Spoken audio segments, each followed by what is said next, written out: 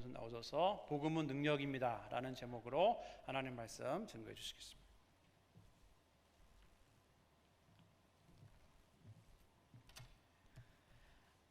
(30년간) 청년 사역을 해오신 한 목사님께서 한국교회 청년이 교회를 떠나는 이유라는 강연을 하신 적이 있습니다. 최근에 제가 그 영상을 보았는데요, 그 목사님께서는 청년들이 교회를 떠나는 이유로 5가지를 꼽으셨습니다. 그 5가지가 무엇이냐면, 첫 번째가 주일학교 시절에 신앙교육이 약화되었다는 것입니다. 1980년대부터 시작돼서 지금까지 이어져 오고 있는 입시과열로 인해서 학창시절 신앙교육은 뒤로 밀리기 시작했고, 신앙의 기초가 없는 아이들이 청년이 되면서 교회를 떠나기 시작한 것이죠. 두 번째는 교회 지도자들에 대한 실망감입니다. 미디어와 SNS가 발달하면서 한 교회의 비리와 교회 지도자들의 타락이 순식간에 한국교회 전체로 퍼졌습니다. 여기에 가장 민감하게 반응하는 세대가 청년 세대입니다. 세 번째는 청년들의 삶에 대한 몰 이해입니다. 청년들의 앞에는 취업이라는 커다란 벽이 있습니다. 과거에는 그렇지 않았지만 지금은 취업을 위해 여러 가지를 준비해야 겨우겨우 취업할 수 있는 현실을 청년들이 살고 있습니다. 네 번째는 청년들을 목회의 대상이나 동역자가 아니라 소모품으로 취급하는 경향이고요. 5번째는 청년 사역자의 전문성 부재와 잦은 교체라고 합니다. 이런 여러 가지 이유들로 청년들이 교회를 떠나고 있습니다. 우리가 알고 있는 복음은 좋은 소식입니다. 소망 없는 삶에 생명력을 더해주고요, 삶의 가치와 의미를 가져다주는 것입니다. 그런데 이와는 반대로 왜 청년들이 교회를 떠나고 복음을 외면하는 현상들이 일어나고 있는 것일까요? 혹시 청년들이 복음이 정말로 무엇인지를 놓치고 있는 것은 아닐까요? 그래서 복음의 가치보다 다른 것들에 더 많은 가치를 두고 살아가고 있는 것은 아닐까요? 바울은 15절에서 나는 할 수 있는 대로 로마에 있는 너희에게도 복음 전하기를 원하노라 라고 말합니다. 여기서 로마에 있는 너희는 로마 교회 성도들을 말합니다. 나는 로마 교회 성도들에게도 복음 전하기를 원하노라 라고 말하고 있는 것이죠. 여러분, 이상하지 않습니까? 교회 성도들에게 복음을 전하기 원한다니요. 그들은 복음을 이미 알고 있고 들었고 받아들인 사람인데요, 바울은 그럼에도 그들에게도 복음이 필요하다라고 말합니다. 할 수만 있는 대로 복음을 전하려고 한다. 로마 교회 성도들, 다시 복음을 들어야 한다. 바울이 이렇게 외치고 있는 것입니다. 복음을 향한 이 사도 바울의 열정이 여러분이 느껴지십니까? 저는 우리 만남의 교회와 특별히 청년들에게 가장 필요한 것이 있다면 바로 복음이라고 생각합니다. 교회 나와서 예배드리고 봉사도 하고 헌신도 하지만 그 안에 진짜 복음이 없는 이들이 있다면 그들에게 정말 필요한 것은 예수 그리스도께서 나를 위하여 십자가에서 죽으셨다는 복음인 줄로 믿습니다. 교회를 떠날지 말지 고민하고 세상과 신앙 사이에서 갈등하는 청년들에게 가장 시급하고 긴급한 것이 바로 복음이라는 말입니다. 바라기는 오늘 이 시간 우리 안에 복음의 능력이 회복되는 은혜의 시간이 되기를 간절히 소망합니다. 왜 우리가 다시 복음을 들어야 할까요? 먼저 복음은 하나님의 능력이기 때문입니다. 오늘 본문 16절 말씀을 함께 읽겠습니다. 시작. 내가 복음을 부끄러워하지 아니하노니 이 복음은 모든 믿는 자에게 구원을 주시는 하나님의 능력이 됨이라. 먼저는 유대인에게요 그리고 헬라인에게로다. 바울은 내가 복음을 부끄러워하지 않는다라고 말합니다. 그는 왜 나는 복음을 부끄러워하지 않는다라고 말하고 있을까요? 그 당시에 복음을 부끄러워하는 자들이 있었기 때문일 것입니다. 예수 그리스도께서 나를 위하여 십자가에서 죽으시고 부활하셨다는 이 복음, 그 복음을 들었고 그것이 좋은 것임을 알고 그 복음을 받아들였지만 내가 그리스도인인 것을 부끄러워하는 사람들, 복음이 자랑스러운 것이 아니라 숨기고 싶은 것, 부끄러운 것이 되어버린 사람들이 있었다는 것이죠. 그들이 왜 그랬을까요? 예수를 믿는다는 것이 왜 부끄럽고 수치스러운 일이 되어버렸을까요? 예수를 믿으면, 복음을 받아들이면 무언가 대단한 일이 일어나야 한다고 그들은 생각했습니다. 유대인들은요, 메시아가 와서 멸망해버린 이스라엘 왕국을 다시 일으켜 주기를 간절히 갈망했습니다. 그런데 자신을 메시아라고 말하는 예수가 그가 와서 한 것은 십자가에서 처참히 죽는 것이었습니다. 예수가 말하는 복음은 실패한 것처럼 보였습니다. 내가 복음을 받아들인다고 해서 식민 지배를 받는 이스라엘에는 아무런 변화가 일어나지 않았습니다. 헬라인들은요, 고상한 지식과 철학에 매료되어 있었습니다. 화려한 언변수를 가지고 있었고 논리적이고 냉철한 철학과 사상에 빠져 있었습니다.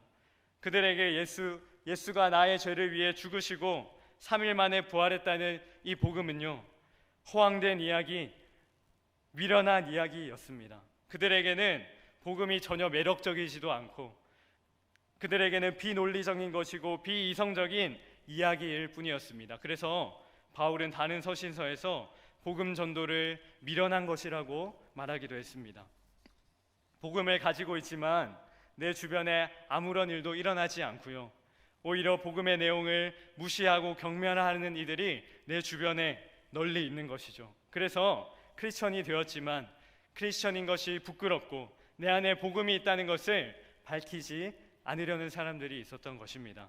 그런데 무섭게도요, 오늘날 크리스천 청년들에게 이와 너무나도 유사한 현상들이 벌어지고 있습니다. 그들은 복음은 능력이 없다고 말합니다. 교회는 소망이 없고 사회를 변화시킬 수 없으며 내가 예수를 믿고 크리스천이 된다고 해서 내 주변에는 아무 일도 일어나지 않는다라고 말합니다. 또 예수를 믿으면요, 사회에서는 눈치 보며 살아야 됩니다. 내가 교회 다닌다고 나를 싫어하면 어떡하나, 그것을 걱정해야 하고요, 친구들과의 모임, 회식 자리에서 신앙에 대한 이야기가 나오면 나를 향해 오는 비판과 불편한 말들을 어떻게 대처해야 하나 고민해야 합니다. 하나님의 아들 예수께서 나를 위해 이 땅에 오셔서 죽으시고 부활했다는 복음을 말하면요, 사도 바울이 말한 것처럼 미련한 사람, 비논리적인 사람, 시대착오적인 사람으로 낙인 찍히기 십상입니다. 교회는 다니지만 교회 다니는 것이 부끄러운, 숨기고 싶은 것이 오늘날 크리스천 청년들의 현실입니다. 그런데요, 바울은 여기서 자신이 복음을 부끄러워하지 않는 이유, 이것을 설명합니다. 16절입니다. 복음은 모든 믿는 자에게 구원을 주시는 하나님의 능력이 됨이라. 아멘. 복음은 구원을 주시는 하나님의 능력입니다. 바울은 이 사실 때문에 복음이 자랑스러웠습니다. 바울은 복음이 자신을 위로해 주었기 때문에 자랑스러웠던 것도 아니고요, 복음이 많은 축복과 재물을 가져다 주어서 그래서 자랑스러웠던 것도 아닙니다. 복음이 좋은 직장을 갖다 주고 좋은 배우자를 나에게 주었기 때문에 그것 때문에 자랑스러웠던 것도 아니었습니다. 복음이 자랑스러운 이유, 그것은 구원을 주시는 하나님의 능력이기 때문이었습니다. 여러분은 이 사실에 정말로 감격하십니까? 죄로 인해 창조주 하나님과 끊어져 버린 내가 전능하신 하나님, 창조주 하나님, 온 천지 만물을 다스리시는 주인이신 하나님과 다시 그 관계가 회복되었다는 그 사실 때문에 정말로 감격하시냐는 말입니다.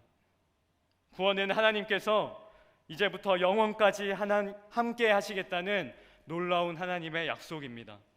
죄로 인해서 더 이상 하나님을 만날 수도 없고 이 땅에서 평생 고난의 삶을 살다가 영원한 죽음에 이를 수밖에 없던 우리를 이제는 영원한 생명의 자리로 옮겨주신 것이죠. 여러분, 복음이 아니면 어디서 이런 구원을 얻을 수 있습니까? 착한 일, 도덕적인 일을 많이 한다고 얻을 수 있습니까? 공부를 많이 한다고 지식과 지혜를 많이 쌓으면 영생을 얻을 수 있습니까? 많은 재물과 권력을 가지면 하나님의 자녀가 될 수 있습니까? 아니요, 절대 그럴 수 없습니다. 구원은 오직 예수 그리스도의 복음을 통해서만 얻게 되는 줄로 믿습니다. 저와 여러분들이 얻은 이 구원은요, 예수님께서 나를 위해 죽으셨다는 그 사실로 인해서 얻게 되었다는 것입니다.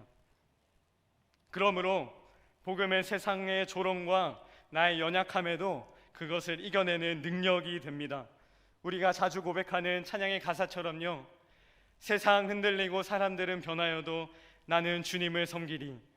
세상이 우리를 힘들게 하고 주변의 사람들이 교회를 떠나고 핍박해도 나는 주님을 섬기겠다고 고백할 수 있는 그 이유가 무엇일까요? 내게 능력이 있어서이기 때문입니까? 절대 그렇지 않습니다.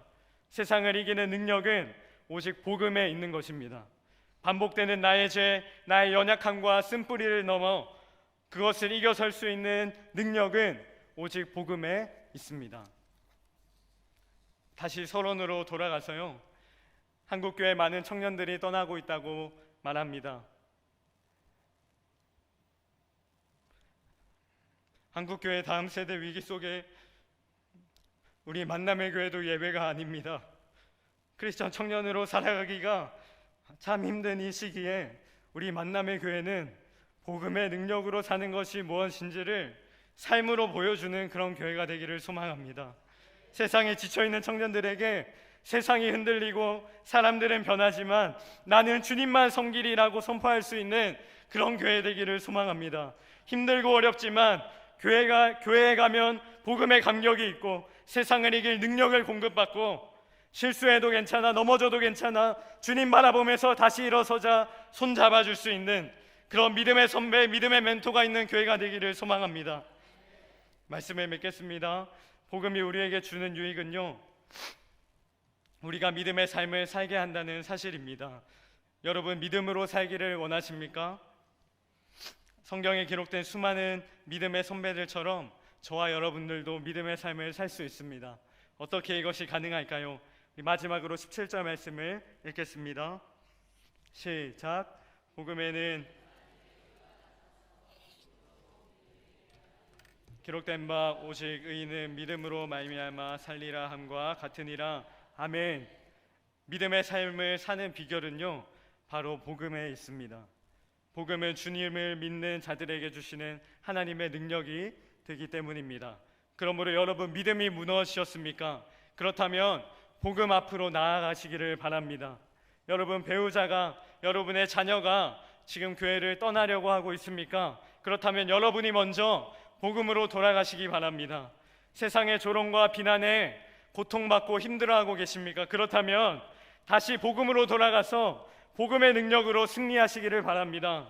오늘 이 밤에 나를 위해서 십자가에 죽으신 주님의 그 사랑 안에 뜨겁게 기도하는 저와 여러분이 되시기를 주님의 이름으로 축복합니다. 기도하겠습니다.